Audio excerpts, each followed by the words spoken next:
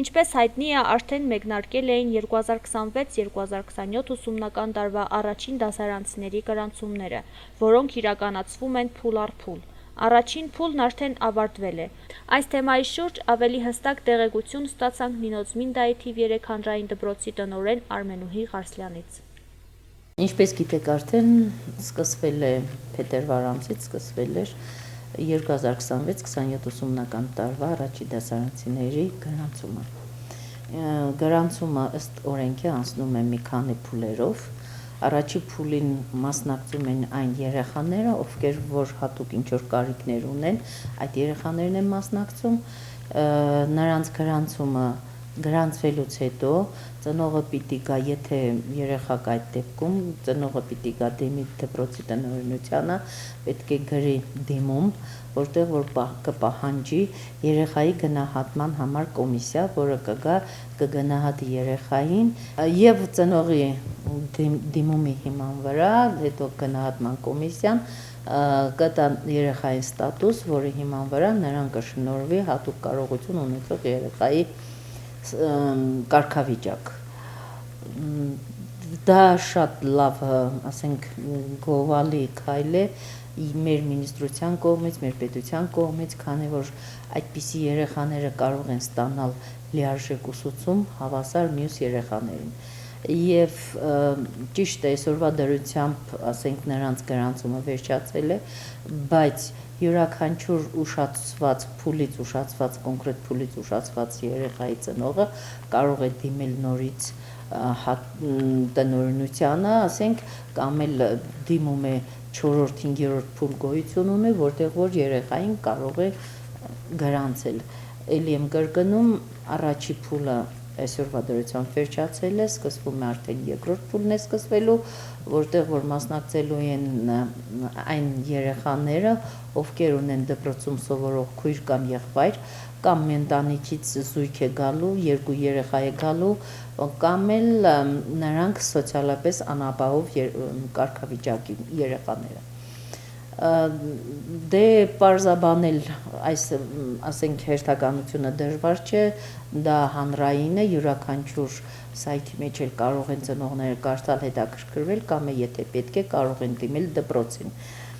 Երրորդ էտապին արդեն փուլի ժամանակ մասնակցում են միայն այն երեխաները, ովքեր որ ոչ քույր ունեն դպրոցում, ոչ ծնողն է ուսուցիչ, ոչ էլ, ասենք, ստատուս ունեն անապահովի։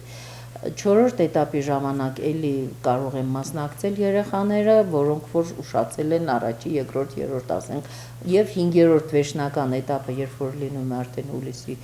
մեջ է լինելու այդ փուլը, 5-րդ փուլը վերջնական, որ ինչի համար ենք փուլերը շատացնում, որովհետեւ որ ոչ մի երեխա, որպեսզի դուրսը չմնա, ժամանակին կարողանա գրանցվել եւ հաճախի դպրոց։ Ну, գիտեիք, որ սկզբից դուրս էր եկել օրենք, որտեղ որ գրված էր, որ առաջի դասարան գրանցվել կարող են այն երեխաները, ովքեր որ երեխայի տարիքը լրացել է 6 տարին մինչև սեպտեմբերի 15-ը։ Բայց փոփոխություն մտավ եւ գրանցման փուլերի մեջ է փոփոխություն մտավ, երկարացան փուլերը փոփոխություն մտավ եւ այս տարի բացառության կերպով գրված է, որ տրվում է հնարավորություն մինչև դեկտեմբերի 31-ը, եթե երեխային լրանում է 6 տարին, նա կարող է հաճախել դպրոց։ Մի բան էլ կրկնեմ, ասեմ ի գիտություն բոլորին, որ եթե, ասենք, այս տարի տրված է, որ երեխան դպրոց է գրանցվելու առաջի դասարան մինչև դեկտեմբերի 31-ը, նա, ասենք, երբ որ նրա տարիքը գա եւ նա ուզենա էքստերնի կարգով դուրս գալ դպրոցից, նա կկարողանա հանգիստ դուրս գա։ Իսկ եթե այդ տարին տրված է հրահանգ է եղել, որ երեխան կարող է դպրոց հաճախել 6 տարին լրանալը մինչև սեպտեմբերի 15, ապա եթե էքստերն դիմող երեխան ուզենա նոյեմբերի ծնված երեխան ուզենա դիմել էքստերին, նա չի կարող մասնակցել էքստերն քննություններին։ Այս տարի, եթե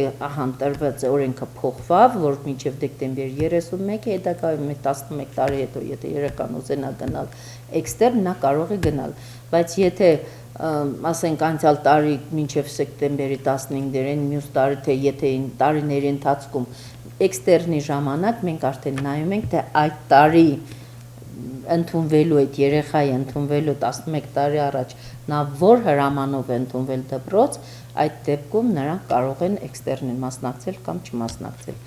Դրա համար ծնողներ ջան, եթե դուք ունեք երեխա, որը պետք է հաճախի դպրոց, չհամարեք, որ ձեր երեխան 6 տարին սեպտեմբերին չէ լրացել, լրանում է դեկտեմբերին, մի կամարեք, որ այդ երեխան փոքր է, ժամանակին գրանցեք երեխային, որպեսզի հաճախի դպրոց, որպեսզի հետագայում, երբ որ մեծանա երեխան, արդեն չկանգնեն ստրեսային դեպքի առջև, որ փաստի առջև, որ ինքը իրավունք չունի մասնակցելու էքստերն քննությանը։